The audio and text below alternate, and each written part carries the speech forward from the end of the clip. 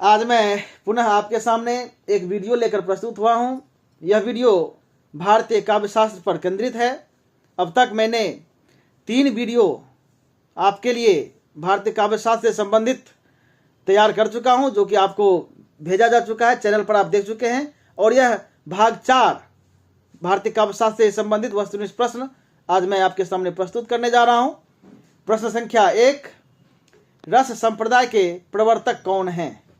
तो जैसा कि हम जानते हैं कि रस संप्रदाय के प्रवर्तक आचार्य भरत मुनि हैं।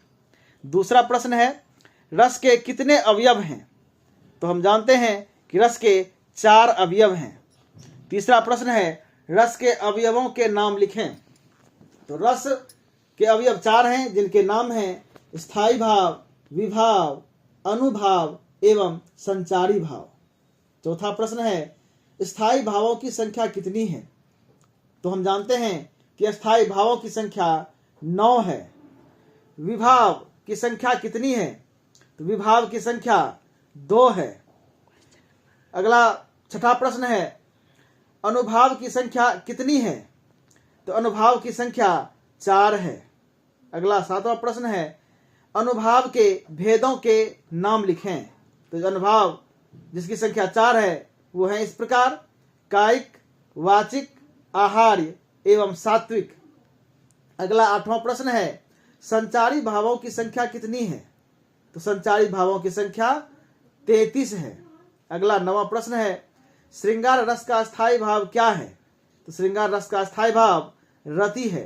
अगला 10वां प्रश्न, हास्य रस का स्थायी भाव क्या है? तो हम जानते हैं कि हास्य रस का स्थायी भाव हास है। अगला 11वां प्रश्न, रौद्र रस का स्थायी भाव क्या है? तो रौद्र रस का स्थायी भाव है क्रोध। 12वां प्रश्न, करुण रस का स्थायी भाव क्या है? तो करुण रस का स्थायी भाव शोक है। अगला 13वां प्रश्न, विभत्स रस का स्थायी भाव क्या है? तो हम जानते हैं कि विभत्स रस का स्थायी भाव है घृणा या जुगुप्सा।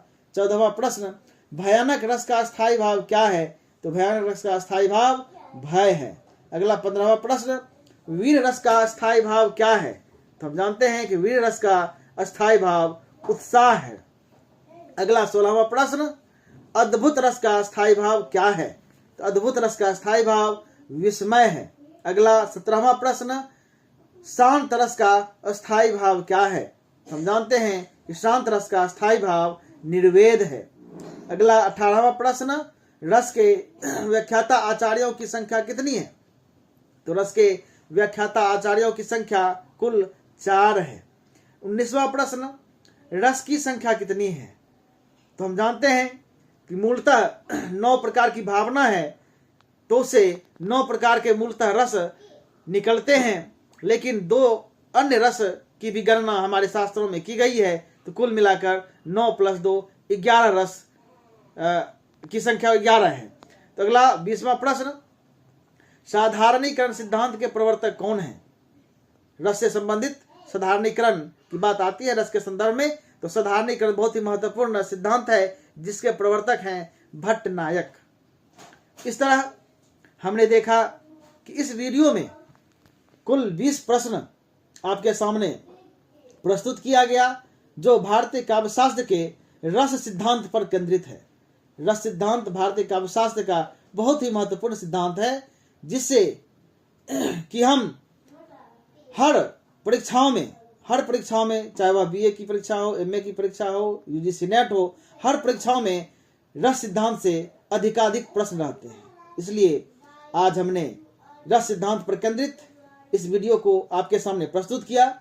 और यदि यह वीडियो आपको अच्छी लगी हो तो आप निश्चित तौर पर इसे लाइक, सब्सक्राइब और शेयर करेंगे।